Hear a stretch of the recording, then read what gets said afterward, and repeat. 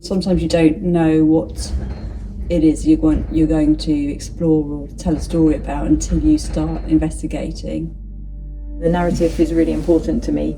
Not to start with though, it's always about the space and the materials, and then with more exploration, the narrative usually comes.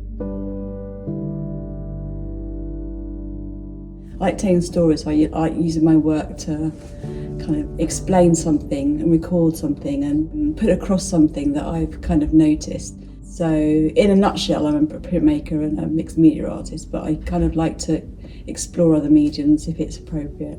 So I'm an installation artist, and space is really important to me, as well as materials and objects. So in some ways the end result isn't really as important as the process and the people that I work with and the collaborations that I do.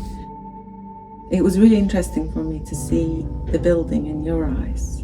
As a conservation architect, I only work with existing buildings, and this building particularly has so much history. Emptiness, but not completely empty. You have materials that look like someone get up and gone, and a box of materials and gloves and tools. You start wondering what kind of stories that building has and what people did in it. Trying to listen the building like really hard. And it was really interesting for me to see the building in your eyes.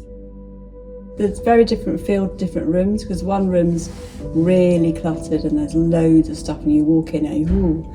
Then there's another space that's just completely empty and quiet and you can see the dust floating.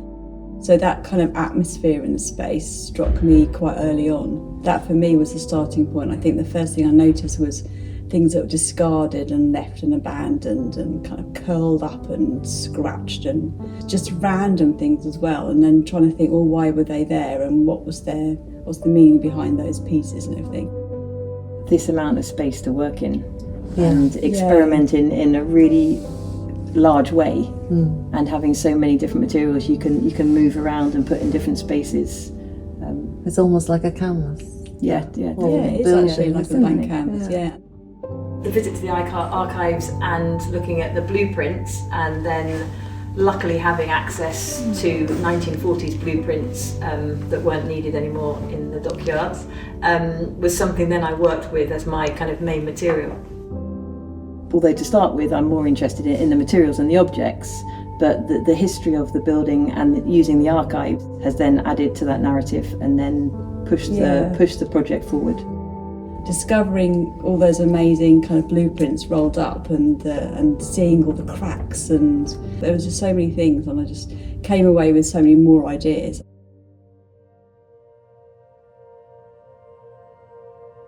It's about collecting materials, finding things in certain situations, using them, combining them, sometimes ordering and collecting materials in different rooms. One of the main ones actually was an actual architectural model. So I used that, and birds had actually used it already to use in their nests in the building. So it was already broken and a bit mangled, but I then took away those pieces and actually used the cyanotype process and made pieces of work with that, which then related to the archives when we went in there, looking at the linen blueprints of the submarines and boats and things. It was very hard to get those blueprints because a lot of them were Ministry of Defence ones and they were restricted information, and that's the kind of concept I took forward for my part of the project, the restricted view. Several different routes, three kind of routes with the blueprints. It was taking photocopies, taking them into acetate, and then making big long heat press prints from the stencils that I made.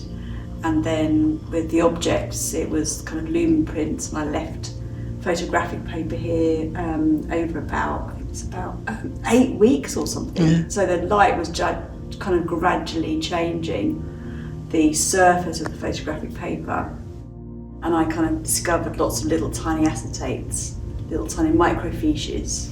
Then we put in a machine and then red blown up as a kind of bigger image, So the little cards with the little microfiches are there, and I took photographs of those. And I love the way they had little notches in them, and the information was tiny, then you kind of could blow it up. Because I think a lot of your work seems to be about light. It has been, I think it's become that. I think initially I thought it was going to be about the discarded objects, and there's a branch of my work that's kind of gone on that route. I think the second or third visit I started to get quite captivated by the juxtapositions of the pillars, and then the peeling paint, and then the window in the background and the light coming through, and then how the light can kind of just sort of overexpose an image. I think that affected me as well with the light and installation, because then it made me more aware of the windows, and I was then putting a lot of my installations on the windows and some of my plans that I've got, which was left up there to photograph, but then when we came to take it down, what I left up there was very much like your work that you've been doing. I really like that piece. I think it's one of my favourite pieces out of all the work that's been, you know, the way the light has bleached part of the paper, so you're just left with this kind of photographic stencil in a way, like an X-ray.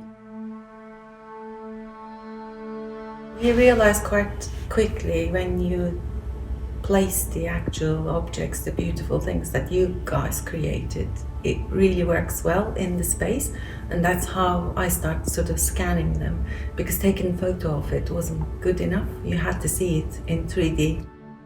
What I love about them, they're fragmented and broken, and you don't have all of it.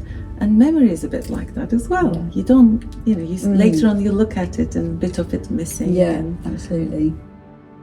When I saw your scans, I started to think about how I could possibly display my work in a way that kind of looked like a fragmented, kind of partially there sort of building.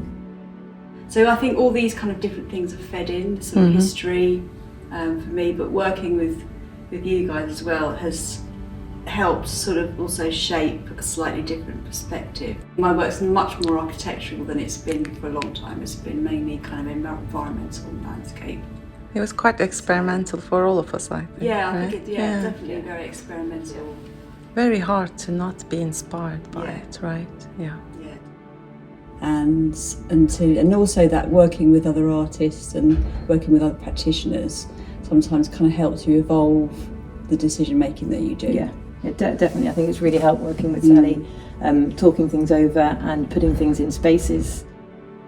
And it's so amazing to see how you two capture that moment. You really capture that essence. Ideally, we would have done the whole exhibition in here, wouldn't we? Yeah, definitely. But this building is not sort of open to public. It needs a lot of fire regulation, compliance, and all sorts of other things. So it's not safe for that. I think to start with, it was thinking that it would be really nice to have it in here, but then the whole documentation that we went through as we were doing things each week became really important. But also moving it into Boathouse 5 is kind of a different experience, but I think it's made us think differently about our work and maybe distill our ideas.